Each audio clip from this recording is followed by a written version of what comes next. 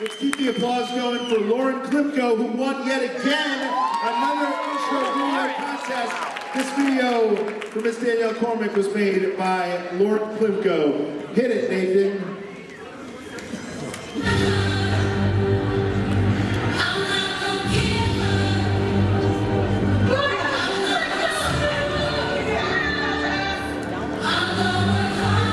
What's your name, Rick? Wait.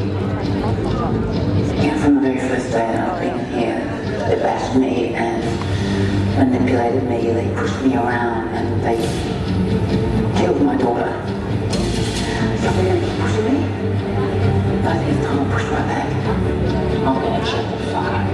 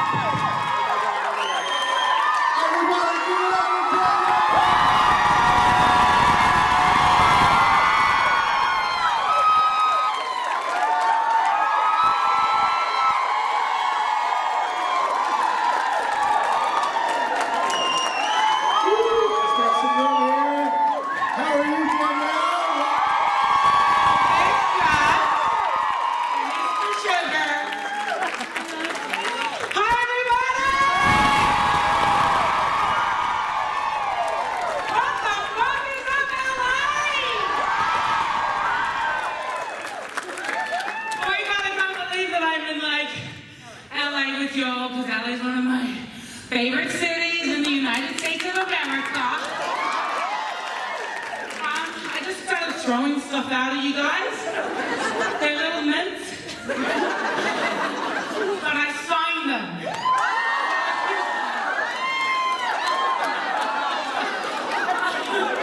How are you all? I just want to say to the people in the round table, who I just did the round table with, put your hands up.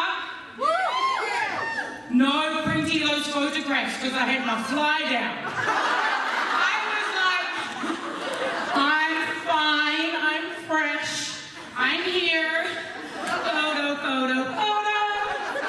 Walked out, looked down. Oh, fuck. Oh. If you see my fly flying down, we need a safe word in here. Pineapple? Sure. So that's what I'm going to call it now, my pineapple. It's a fruit salad kind of situation. Oh my God, I'm so excited to be here, you guys. I landed a few days ago, so I'm kind of over my jet lag and everything. I can't breathe, I'm actually really nervous. Sorry, Scott's going to be like, oh, here she is. No, all you. I want you to know that I probably won't sit down today and I'll just tell you stories. Please give it up to this guy. He's so gracious. He's so No, give it up for Danielle, everybody.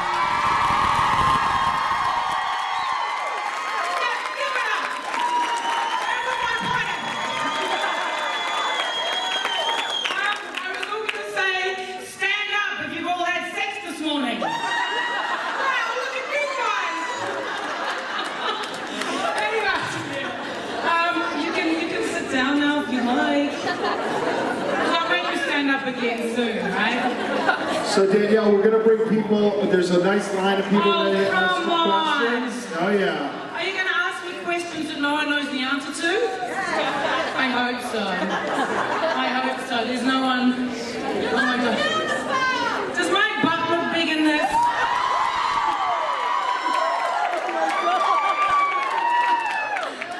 I forget that. It makes me feel like a rock star having these kinds of things on the side. If I bust out into some bad rock music, you'll know why. Anyway, do we go on to the questions immediately? Or more pineapple, whatever you guys want. Let's get to one question, see where it leads us. Okay. I'm just going to move this up, but I don't like sitting down. What's your name and where are you from? Angel Londa, and I'm from LA. Hi, Angel. Hi.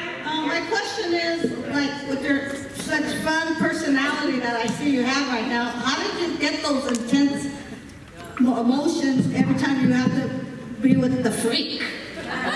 Drugs. Lots of drugs. No, how do I get this in? Well, I'm an actress. That's what they pay me for. So, that's what they pay me the small bucks for. Look, you know, it's my great joy in my life has been acting, always. Ever since I was a young'un. You can ask my parents, I was always acting out, acting up, acting off, acting in. And it's just something that has inherently been part of me and who I am. So it made sense that I would make money from it and carry it out into the world through different characters and telling different stories. And, you know, for me, having you guys in the room, having responded to a project that I've been part of and also a character that was part of the show, you know, the character I played, B, for those of you who don't know. Well, there might be people who've only seen it from season 5. So anyway, I guess, you know, that's why I've done what I've done and what I do, and, you know, to have people respond to me acting and emoting and, you know, telling stories is such a, it keeps me going, you know, it keeps me, you know, being in it. So thank you. Next question. Did you pick up those men? Yes. Did you see that I signed them? Yes. I'm like the tiniest signature ever. Oh, that's great.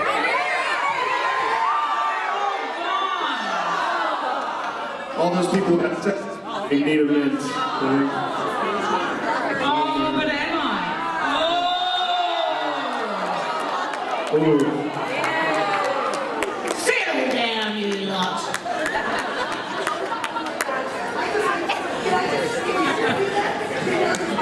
Okay. You're 2 for 2 on hugs.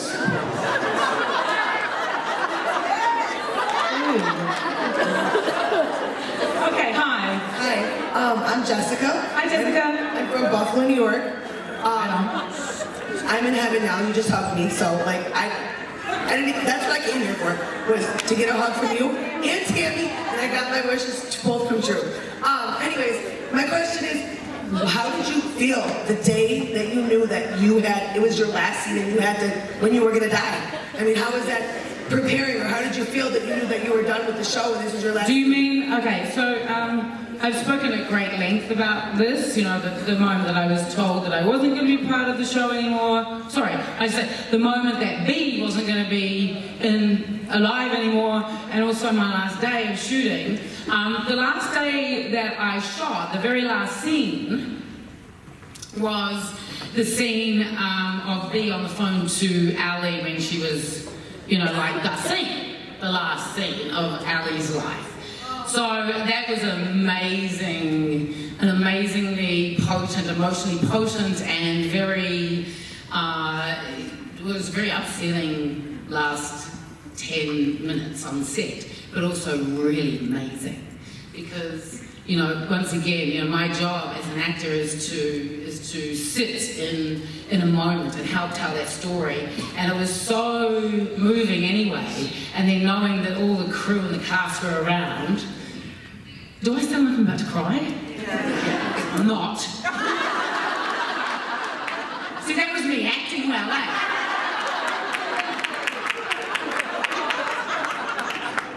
No, because you guys would just say that I was trying to copy Tammy. No, it is a really moving moment, and I'm about to get my period, so that's it. So, a little bit too much info, yeah? Scott?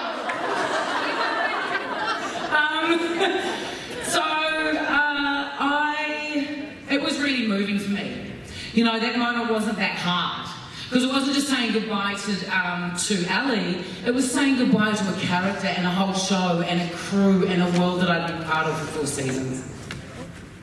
Yes, you got it. Next question. Okay, hey, can I just ask something? How many of you here are from LA? How many here are from outside of America? There's quite a few from here. How many of you here are from Mars? Yes! Hello!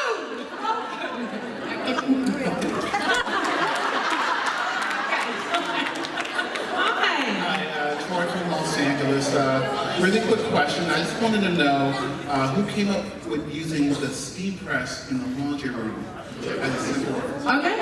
Yeah, no. Well, the steam press is a very, I don't know if most of you know, I'm sure you do, that Wentworth is not an original idea. Wentworth was taken from a very famous Australian TV drama called Prisoner that was filmed in the 70s and 80s. So the character, I've just done a convention over in England where I did a convention with Val Lehman, who played the original B. Smith. So if you want to go online and check out the old Wentworth, which is Prisoner, then go check it out. It's really funny. Like, you know, they shot it on the smell of an oily rag. You know, they're leaning against walls that are like... and, you know, they wear these, you know, they must have only had about 3 different hallways they would shoot in. So they just shoot different angles. But she was notorious for the steam press. The character of B, there you go, B. Smith in Prisoner, she was the one that would steam press everybody's hands. So that's where that comes from. Yeah. So you can check it out. And I think that a lot of you, who's seen me in a convention before? And you've come back for more? You guys are suckers for punishment, man.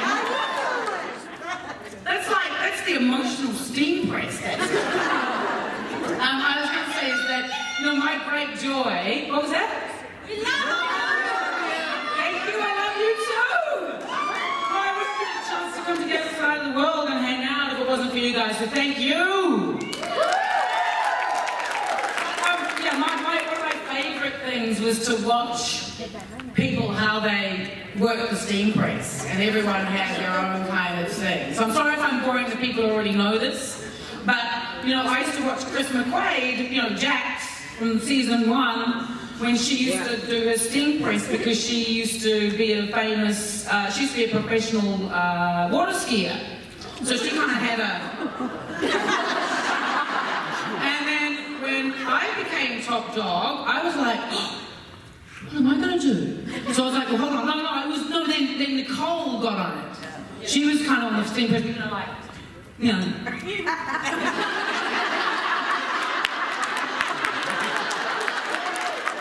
Which was like, man,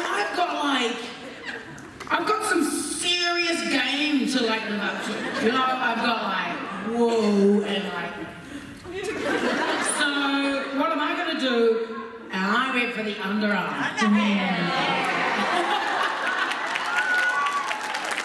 And then, I've got to go back and watch what Tammy did, yeah? I don't know what she did. Hi, everyone over here. I can't see anyone because the lights aren't up very much. Yeah, but anyway, we've got some rainbows over here. Yes, You're gonna like that shirt they're wearing. You don't know when I was in New Jersey. We're all over the place. Yeah, oh my God. So people are going to be in this hotel thinking, what is going on here? There's like some serious attitude in this joint. Okay, so, hi. Next question.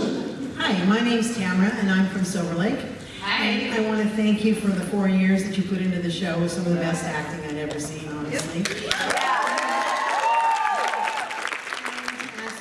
Of the 4 Bs, I like to call them Innocent Bee of Season 1, Vengeful Bee of Season 2, and Top Dog Bee Season 3, and then Bitter Bee in Season 4. I want to say totally hot, sexy bee. Bitter was burned hot. Which was your favorite to play? If you have one. Oh, goodness. Look, there are no favorites. I think as a performer, as a creative, you can't have a favourite anything. You know, you can't be, that means you're being too objective about something. And you know, when you're objective about a performance, it means you're not really sitting in it. So for me, I loved all of those moments. There were a few moments that I felt a bit awkward about playing, maybe because I felt like, you know, as with something, Wentworth, the seasons, you cannot, it is impossible to have a show of that magnitude and that many episodes and have every moment perfect. You know, there were some moments that were probably better than others, or anchored better than others. But, you know, there was most of those moments were treated with as much respect and work as every other. You know, I loved season 2 for the, you know, I got to be a lot more physical in season 2. The producers asked me to go out and, you know, do a lot of physical work. You know, they were like, can you please, they showed me a picture of Sarah Connor from Terminator.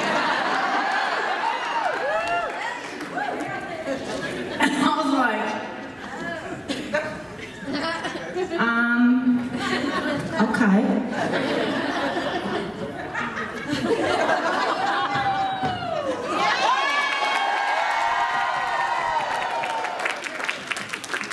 I'm ready.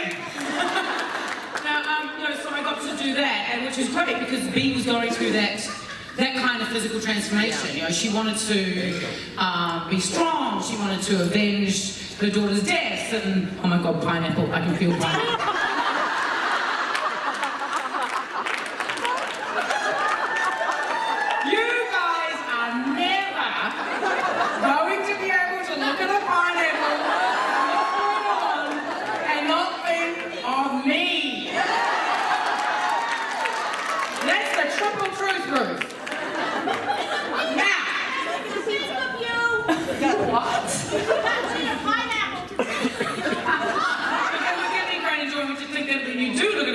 You'll be thinking of parts of me. Do you like it on pizza?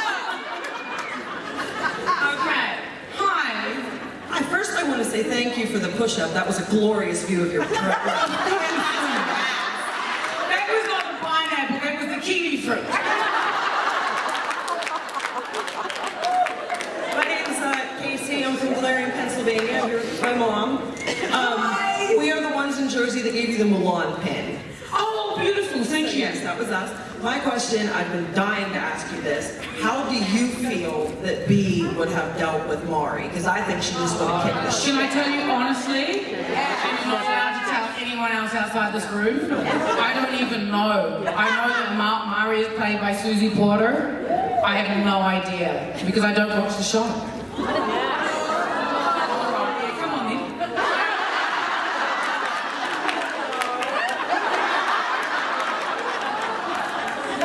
I'm really sorry. I don't know what is happening beyond the show. Okay, what do you want me to say? You want me to kick the shit out of her? What if I didn't? What if I was like...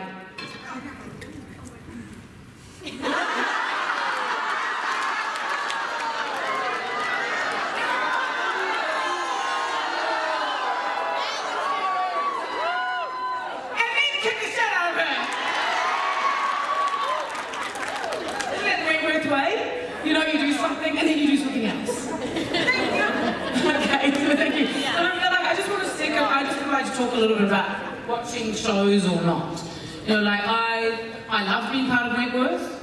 Just because I love it that you guys do watch a show and are really dedicated to it. There are other TV shows that I love watching, that I'm not part of, that I would gladly go to a convention of that, but Wentworth for me isn't one of those because I was part of the show. So, there are other worlds that I am engaged in and with that I'm not part of. So I hope that I haven't offended anyone by not watching the TV show that you already enjoy. But much respect and love to all of my fellow colleagues that work on the show still and past. There's so many people that have contributed to the making of that show and the creation of it. And they're in their last. I still am very dear friends with a lot of people that still work on the show now. And have done so, and support their work, and I do love hearing about some of the storylines. They're all dead.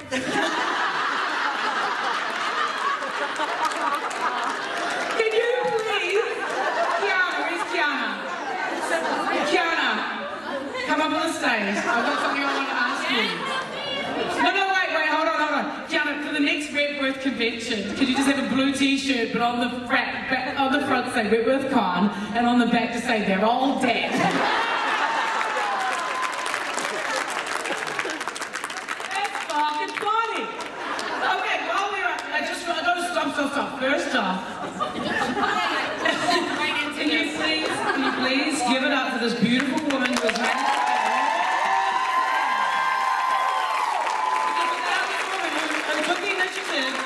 around the world, people are going, why isn't it happening here? Why maybe it's because this amazing human being took the initiative and went, hold on a second, why is there no Wentworth Con? Why is there no inviting these ladies over? And it's like, because no one invited us anywhere. So if you want to know why we're all here and who's organised this, it's to our thanks and gratitude to Kiana.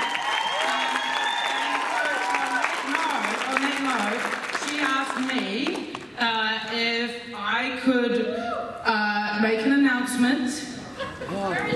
Jersey! And that we're having a baby together! And it is... Jersey!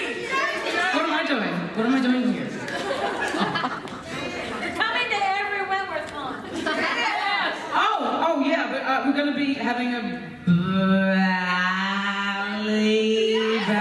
Valley baby in New Jersey?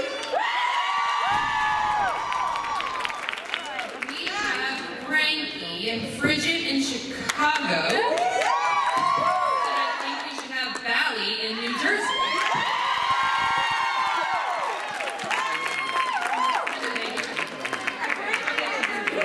It's a great baby. Babies everywhere. Little baby pineapples. By the way, the They're All Dead Con can be called Gone Con. Gone. They're all gone.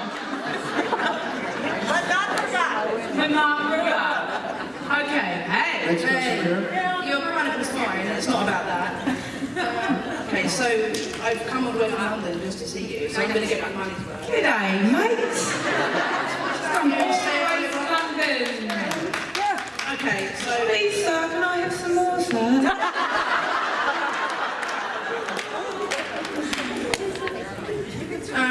Obviously, I know that you're an actress and you can do different scenes. But when you did the intensity of like your daughter when you found out that she was like dead, how many scenes did that take to do that? Because that's About really 1 intense. or 2. Yeah. Did you focus on something particular when doing that, or just? Oh yeah, I focused on the fact that I just lost my daughter. No, yeah. I'm not being smart or smiling. I focused on the fact that I lost my daughter. I'm out. Yeah. No, I think you're not reading me. I'm being really serious. I focused on the fact that I lost my daughter. Because as an actor, that's what you do. You go, what is happening to me? Not my character, because that's Danielle going, what's happening to my character? I go, in this moment, they're just about to roll the cameras. They don't have time. Time is money. They don't have time for me to go, oh no, it's not ready yet. Hold on. Oh my God, my puppy died. And I was like, like all that time I had that bad accident or whatever. No, it's like, no, my daughter is dead. Someone is telling me my daughter has died. Yeah. How else am I going to feel?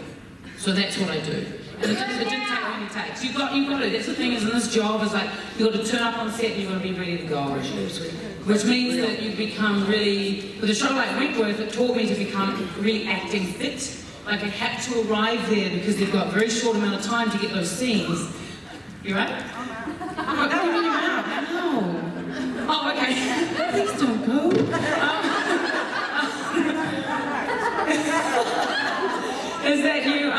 Is that you have to, like for me and everyone else, that you've got to be on all the time. And in a show like that, it can really take its toll because you're always in a state of high stakes. Right. And you guys would have heard me speak, and probably a lot of the other cast members, about the toll it can take on you when you're constantly in that state all the time. So you have to really look after your mental health. And make sure that you ground yourself again. That's why there's a lot of levity on set. We had a lot of jokes and pranks and stuff like that because we needed to do that to temper how emotionally intense it can be. You guys don't watch that show because it's a funny little rom-com. Do you? You watch it because it takes you places where it's like,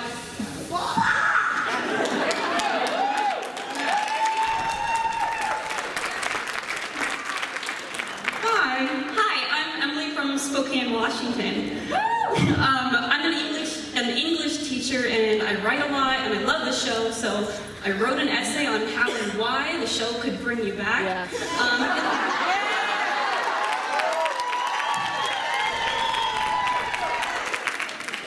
And then they announced that there's only 2 more seasons. So I've abandoned the essay, but I'm curious to know if you could write yourself back into the show, how would you do it, and what changes might your character have undergone?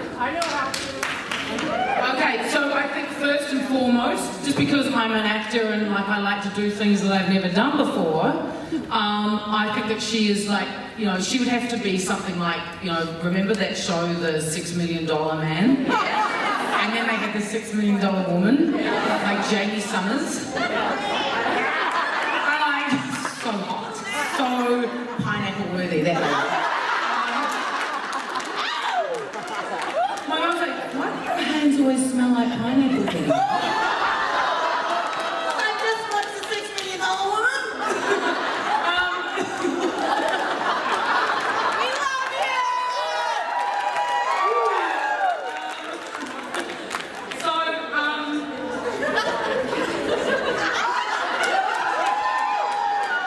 No, it's not all about sex with me at all. But it's not.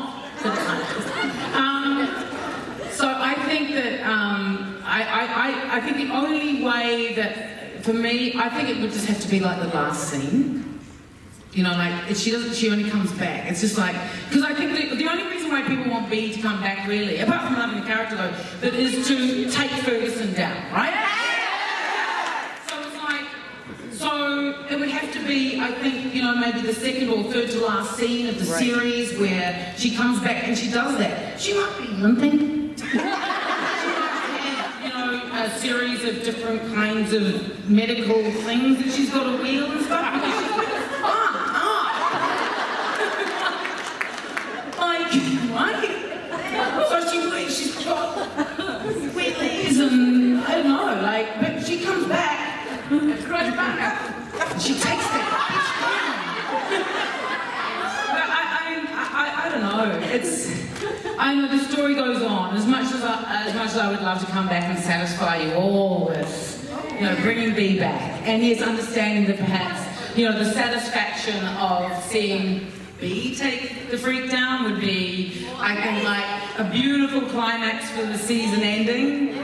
Really good. I feel satisfied by that. I really do.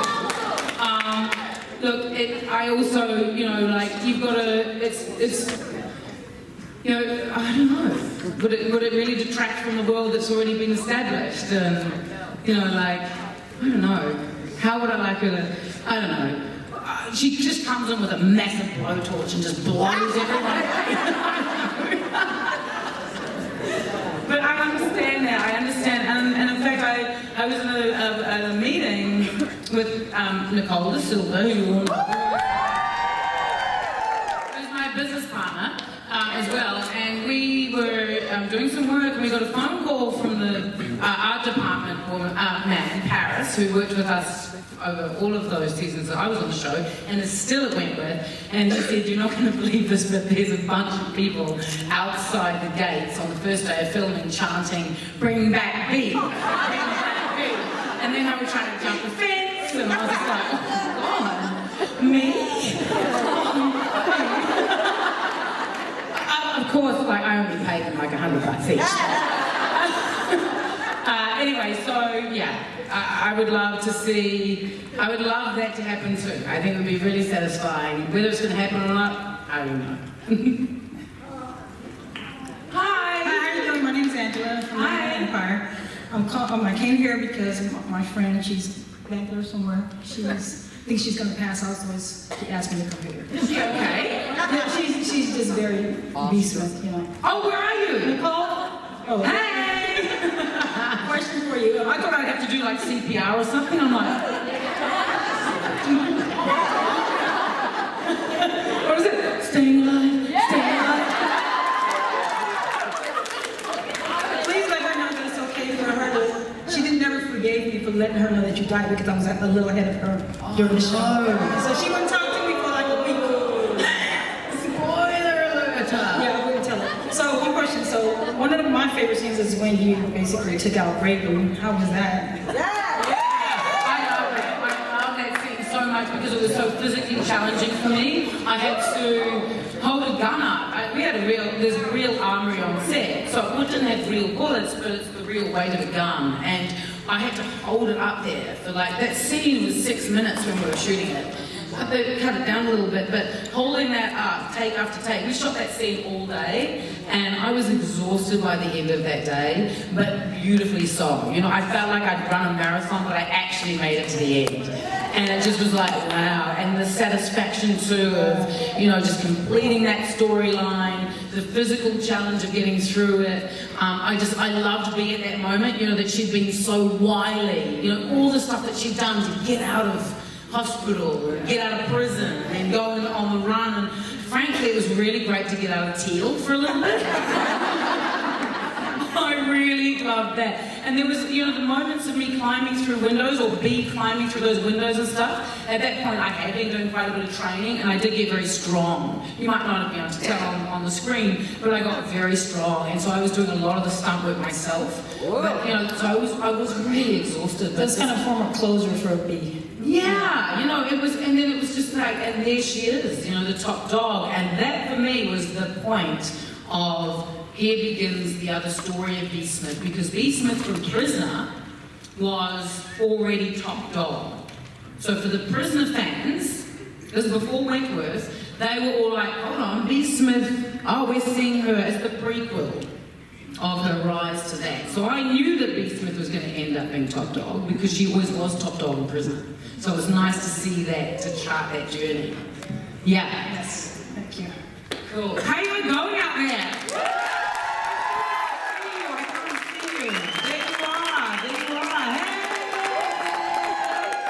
We get to have a squeeze and a pineapple in the photo shoot. Yeah?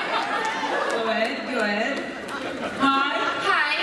First things, my name's Akitha. Hi. I'm from Vermont. I was in Jersey. I'm actually wearing a shirt with your signature. We've got seahorses in the house. How many people are now like completely obsessed with seahorses? So my question was actually already asked, but first of all, I wanted to commend you on your performance when B lost or found out that Debbie had passed away. Yeah. I personally have lost a child, and it is beyond. You felt that you connected with B because of that. And I was going to ask you where you pulled that from, knowing that you're a mother also. Yeah. Just first off, yeah.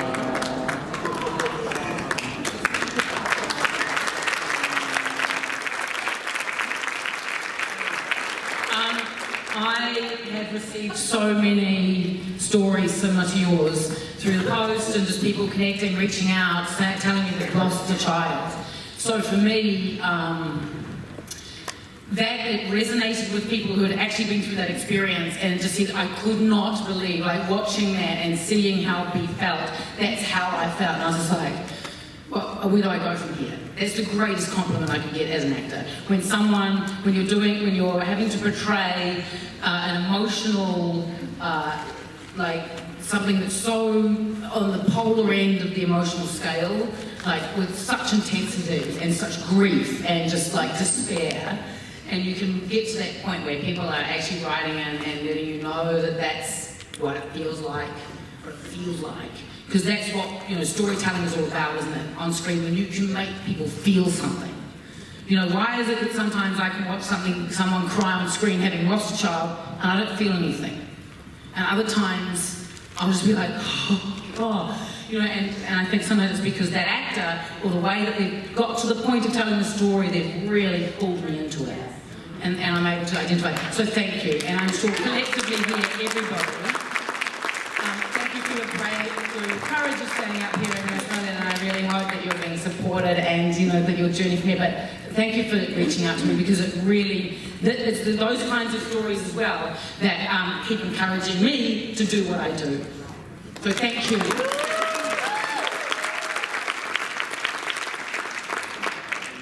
I can't believe I'm letting you guys ask so many questions today. I'm not usually this kind. How are you guys? Hi. So excited to get to meet you for the second time.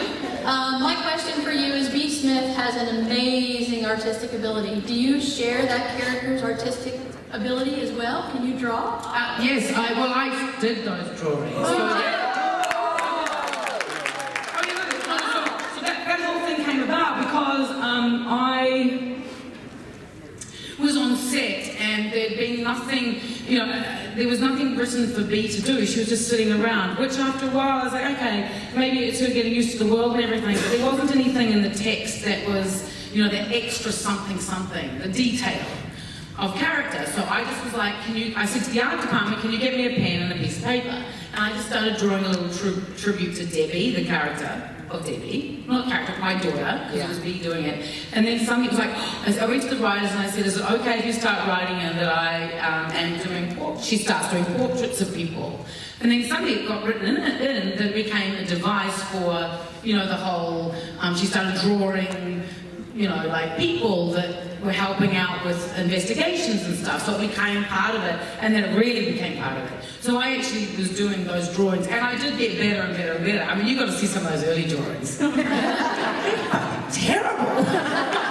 I've got eyes like this, tiny hairs and massive hands, weird. But I started getting better and better. But it didn't matter, because that's what would have been happening for B as well. But yeah, in terms of artistic creation, expression, I've always been, that's the way that I've related to the world. Ask me to do my taxes, ask me anything mathematical. No. But visually, that's my medium, and I've always been like that. Through clothes, through just painting, building things. I love building things. I've got an amazing power tool set that I love.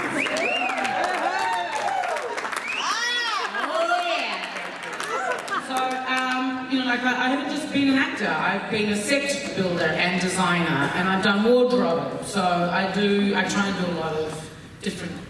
That's how I speak to the world, and I'm trusting myself more and more that that's an okay thing to do. I think sometimes we're told that that's not a viable means of being.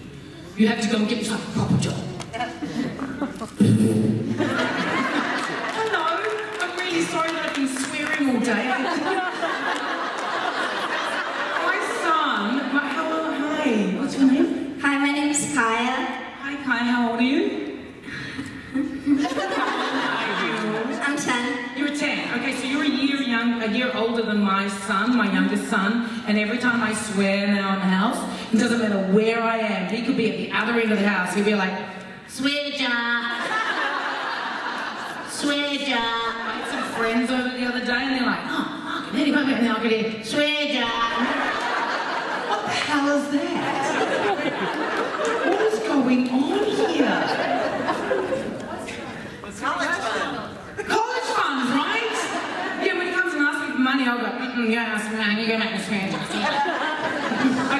Kyle. What's your question? Hi, my question is, what was your hardest scene to film? Okay, what was my hardest scene to film? I think one of the hardest scenes I had to film, because there's different ones. So there's can you come up here please so everyone can see your teal tracksuit? Come here. Everybody, this is Kaya, and you're a little bit young to be in prison. What did you do to get in prison? See a lot of cats. Stole a lot of cats? Okay, so, how come you're allowed to watch the show, by the way? Where's Mom? Your friends? Oh, okay, it makes sense. I've been watching since you're five. So I'll answer that question because there's been physically demanding scenes. So the big fight that Frankie and Bea had in the laundry.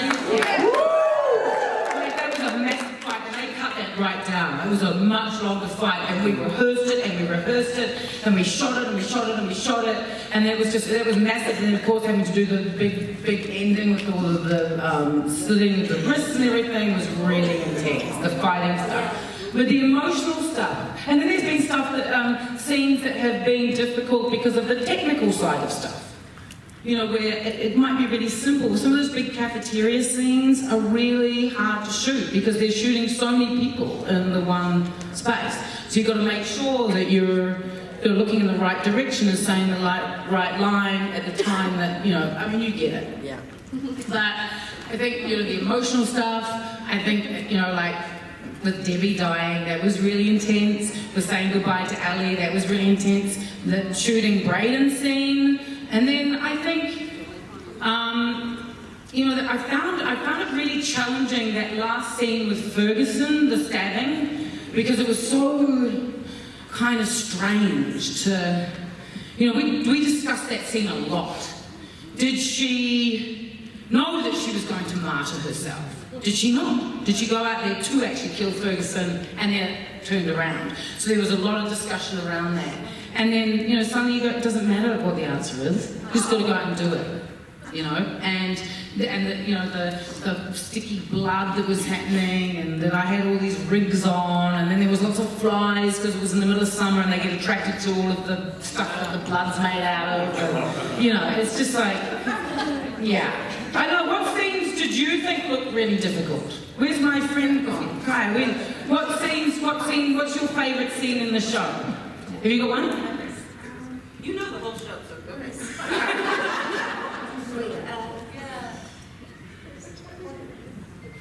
And we got the question. No, do you have a favourite scene that you really liked in the show? It's a lot of them, because you were in it. But... Thank you. So I'll get that photograph of you later, right? All right, cool. How long have we got? We've only got about 5 more minutes. Shut up! According to Kiana, it was up to me to go all day, but that's according to the top Can I dog. ask you a question? Sure.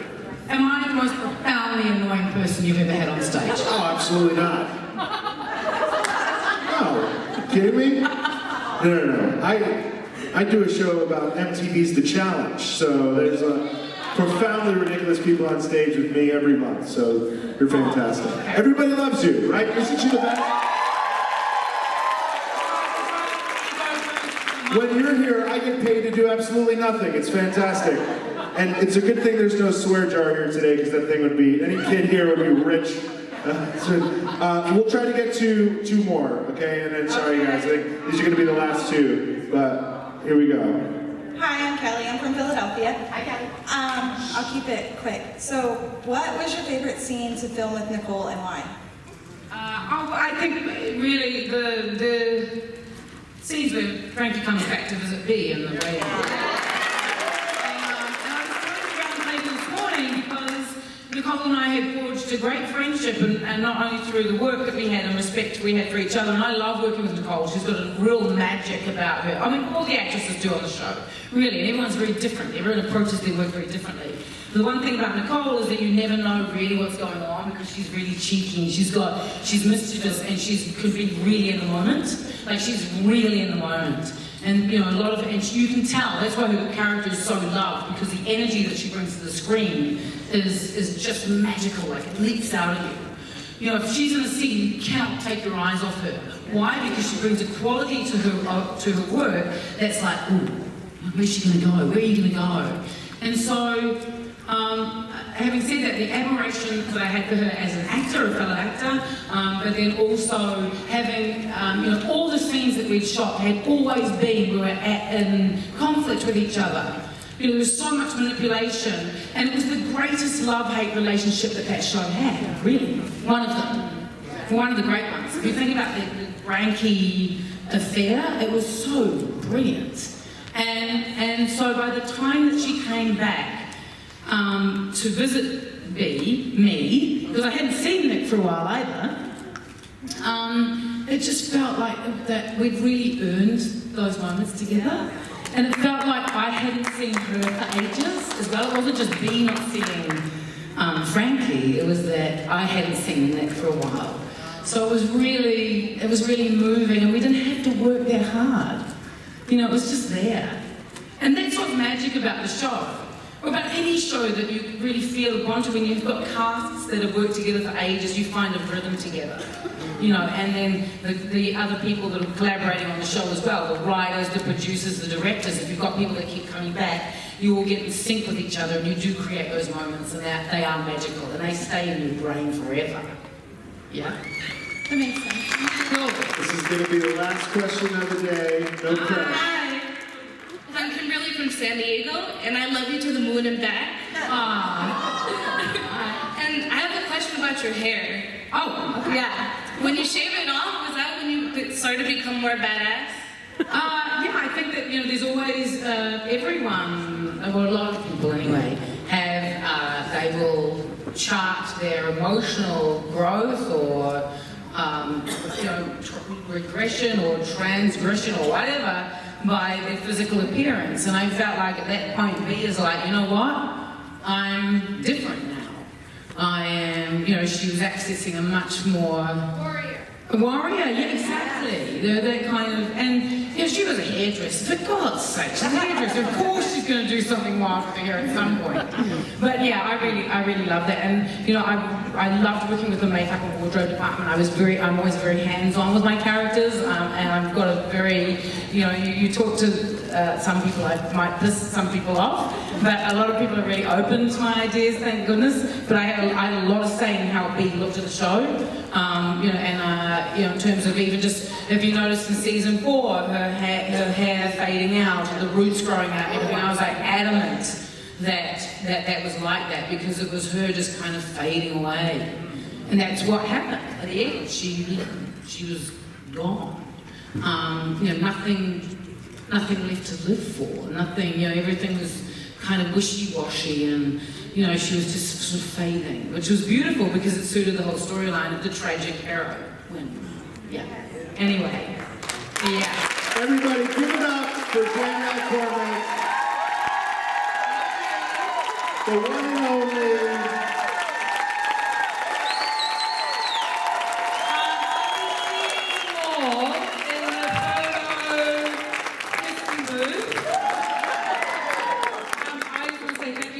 For being so gracious and allowing me to kind of roam the stage free with my pineapple. It's your stage. And I want to use that box. I've just discovered this was my best joke.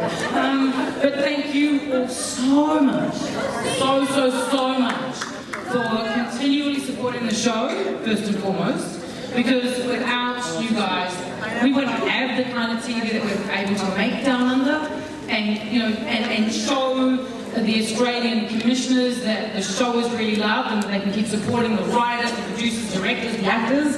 But also thank you so much for showing us, the cast, how much you appreciate the show, because so much goes into making the show, and we wouldn't do it if we didn't get a response. So thank you so much.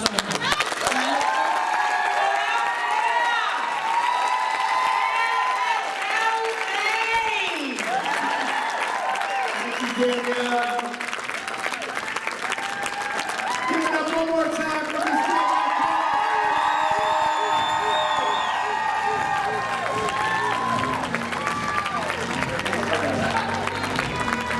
Give it up for